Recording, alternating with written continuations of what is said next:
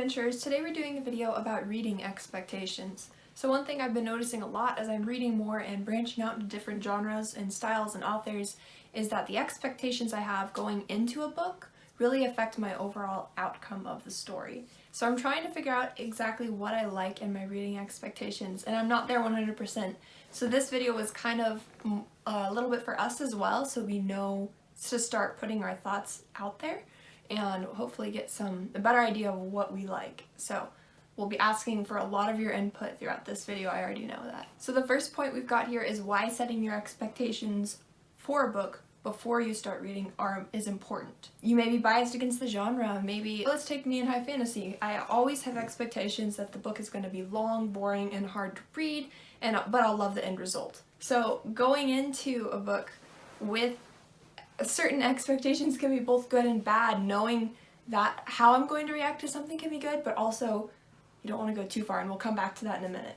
For me, again, I'll take an example. For me, sci-fi, and this is specifically in film and television because I haven't read enough sci-fi books to know this yet, but I go into sci-fi expecting not to enjoy it because my experience with sci-fi is I haven't enjoyed very much of it so far, and that comes from knowing that Star Trek is one of the most famous and well-loved sci-fi series out there, franchises out there, and the 3 different series that I've tried of it I haven't enjoyed, and I just can't get into it. And so I take that experience into any other sci-fi that I read, expecting to have that same experience and read or watch. And I haven't read enough yet to know if that's just I don't like Star Trek or if it's I don't like sci-fi. And that's something that I'm wanting to find out this year, or at least try and find out this year. So moving right into our next point, because it flows really well with what we've already been talking about, is that when you don't set your expectations, or even if you do, if you set them wrong, you're going to be more easily disappointed than you'll be satisfied or pleased, at least for our pessimistic selves. So one, you don't want to set your expectations too high. I know if I go into a book, say, loving the author, my expectations can be exorbitantly high and I'll be disappointed because I was expecting incredible and I got mediocre or average. And I would have enjoyed the book more if I would have come into it with a different mindset. So don't set your expectations too high. On the other side, though, don't set them too low. I like to use the saying, always expect the worst and you can only be pleasantly surprised, but that doesn't actually work with reading. And that's because when you set your expectations so low, you will never not meet those expectations with the book. And so the book that everybody else objectively knows is horrible, and you read it and you're like, oh, that wasn't that bad, but you just wasted your time reading something that wasn't worth the time that you spent on it, but you thought you enjoyed it. And so you kind of have to temper your expectations between the I'm expecting too much and I'm expecting too little.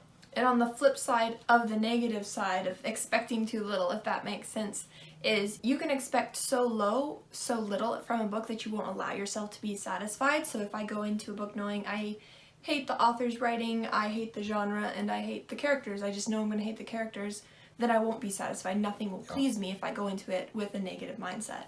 Yeah. And the thing about books in general is they're subjective.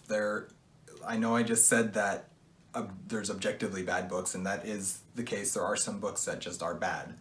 But for the most part, stories and books are subjective. My opinion differs from Kate's. I love Lord of the Rings. Lord of the Rings is my favorite series of all time. Kate can't even make it through the books. So and that's okay. That's a perfectly fine opinion to hold, as long as you allow others to hold their opinions as well. But what I'm saying here is that there is no really right or wrong way to view a book. If you don't like it, that's fine. If you do like it, that's fine. So setting expectations preceding a read, before a read, do affect the enjoyment of the book. We've already established this, right? So certain expectations, ways to get expectations that are kind of obvious that we want to talk about is the synopsis of the book, of course. The little thing on the back, or maybe in the inside cover or whatever Amazon has listed, the synopsis. That can set your expectations for a book both positively and negatively, and whether or not you like to read a synopsis before you read a book is subjective, and I think we'll come back to this too in a minute. And the other reason is reputation. This is what other people have told you. Maybe you've heard great things about Lord of the Rings.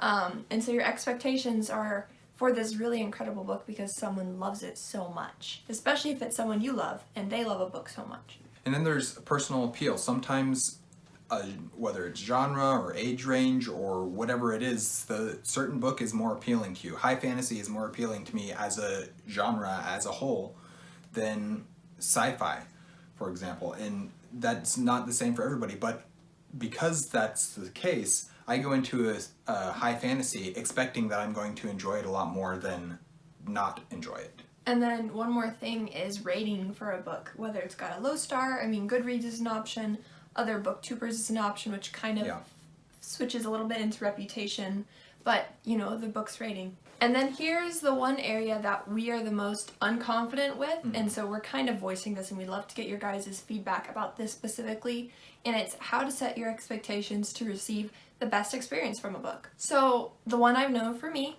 which I'm learning kind of the hard way right now, is don't expect to love the book because you know the author, or you know things about the author, or you've heard the author speak and you loved it.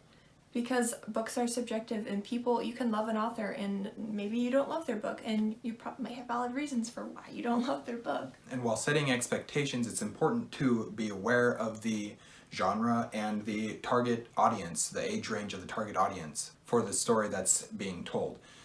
It's okay to read and enjoy. I recently read How to Train a Dragon, and if I would have gone into that expecting it to be an adult fantasy, it would have disappointed me to no end. But I knew that it was not an adult fantasy. I knew that it was a middle grade, and so I went into it expecting that, and I took so much enjoyment out of that book because it was exactly what I expected from it. I didn't expect super high things, I didn't expect super low things. I knew what I was getting into, and that was good enough. So setting expectations for yourself before going into a book, I think that's subjective to the reader. I know I personally don't like to read synopsises because sometimes they give me more information than I want to know. However, I do need to know certain things about a book, especially if I'm basing my interest off the cover or the title. There's some things you just need to know. So I want to hear what tricks you guys use for your own personal reading so that you get the most out of your books. And hopefully, after some more experience, we can come back to this and do a part 2 of actually setting the right expectations or what those look like for us. Thanks you guys so much for watching. We hope you enjoyed this video.